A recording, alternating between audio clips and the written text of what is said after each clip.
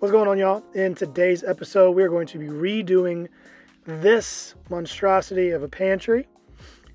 At the wife's request, we're going to take it from this rendering to this beautiful finish custom cabinet. Now, I do want to point out here that we had 3 different vendors come out to the house and give us a quote, and each vendor was over $4,000. So I'm not doing that. Take it upon myself. First things first, we got to remove all of the hangers and the wire shelving, the attachments. Please, pro tip here, if I couldn't call myself a pro, keep organized and also take your time doing this, because the less damage you cause pulling these out, the easier the mud job will be when you go to patch them. All right, so we got all anchors out of the wall. Everything's removed. All the bracing is removed. So we're gonna run power, tie into here, run it around, and put a new wall outlet above the countertop. So before I start patching all these holes, we're gonna cut some drywall. All right, so first things first when doing this, I want to find stud on this wall here. We're gonna have cubbies, so there'll be a wall. So somewhere in here, I want to find a stud.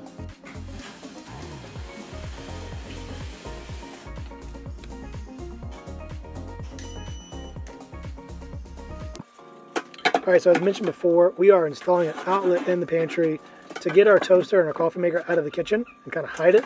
So I start by removing an 8-inch section. Hindsight 2020, I wish I did a smaller hole. More to come that in a little bit.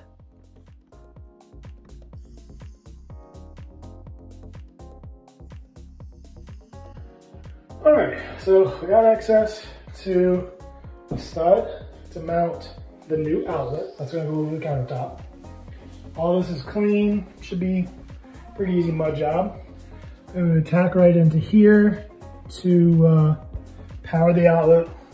Might have a little surprise coming as well. But next up, let's start mudding all of these holes. Let's get to work. All right, that's a wrap on day 1. We got all the holes full. We're gonna dry, we'll sand those down, redo it all. More importantly, we've got power from this outlet. There was extra wires, they were just pigtailed off. So ran that hot, cold, neutral, all the way around into a new outlet.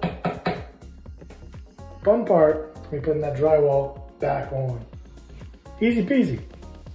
That's day 1. So we'll see how long this takes. Hopefully not more than a week. So here's the pantry, kind of cleaned up, all patched up. You can't really tell how bad the drywall is, but take my word for it, it was pretty bad.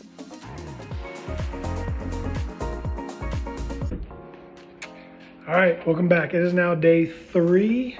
I know I said I'll be back in day 2. Day 2 was spent, for lack of a better term, effing up the drywall. So we got a plan to fix that. Drywall is not my thing, never has been.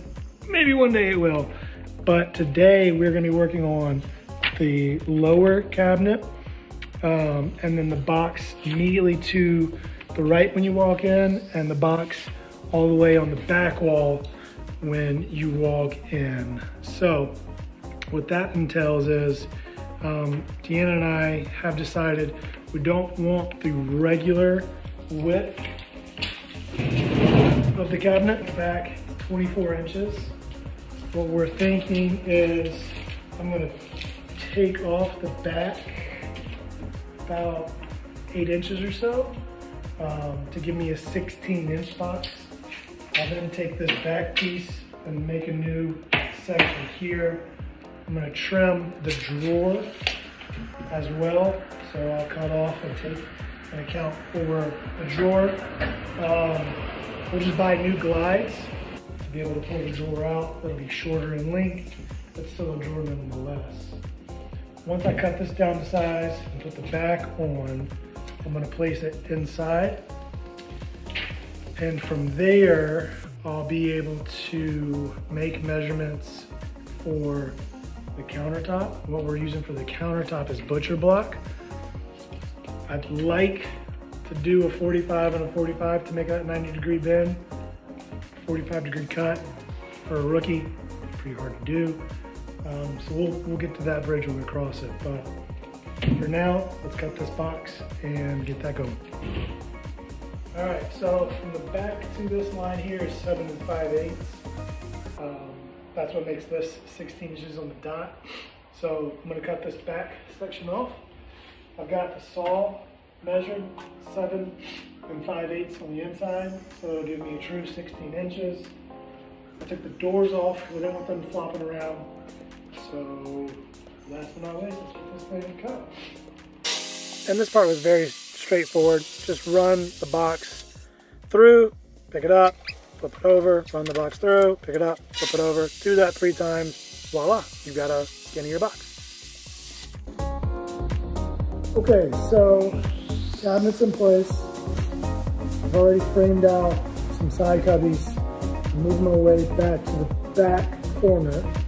So these are going to be the attachments, braces for the butcher block. Once I cut it, instead of drilling through the butcher block, I'm going to drill up. And the way to do that is pocket screw. And that's what we're going to use. It's super important to know the depth that you're going to go and what screws you're going to use. So this is just typical plywood, it's 5/8. And set this to 5/8 and screw. So making pocket holes is very straightforward. You take this little jig, you put a clamp on it, drill it out.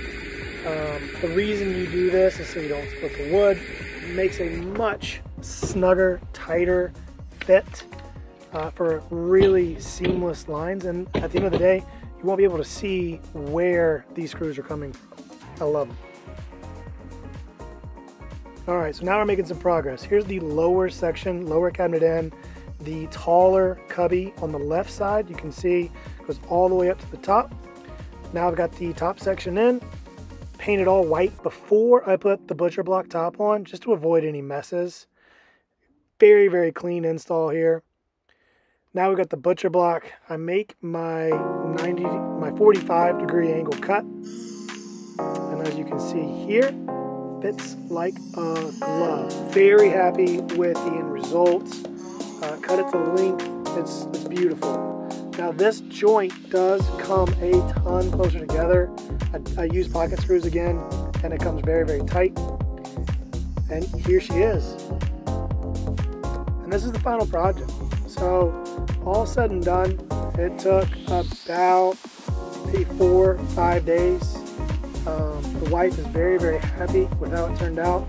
You can see here, since I messed the drywall up so bad, I let her run to Lowe's and pick out some tile. Let me know in the comments what you think of the tile. But there is an outlet kind of hidden in there, about middle through. It doesn't have the cover on it yet. So what I'm going to do is I'm going to put a picture of what it looks like on my Instagram. And if you want to see it full of stuff and organized, head on over there. But remember, the quotes that came in were $4,000. All said and done, this project cost me right at $855. I'll do a price breakdown in the comments, but if you really enjoy this video or these types of videos, please let me know so I can continue to make more. The wife has plenty of projects for me to do around the house. So this is a fun one. Hopefully you enjoyed it as much as I enjoyed making it. Please consider liking and subscribing, and also sharing the videos if you have someone in mind that you think might enjoy it as well. Until then, cheers, get out there and do the work.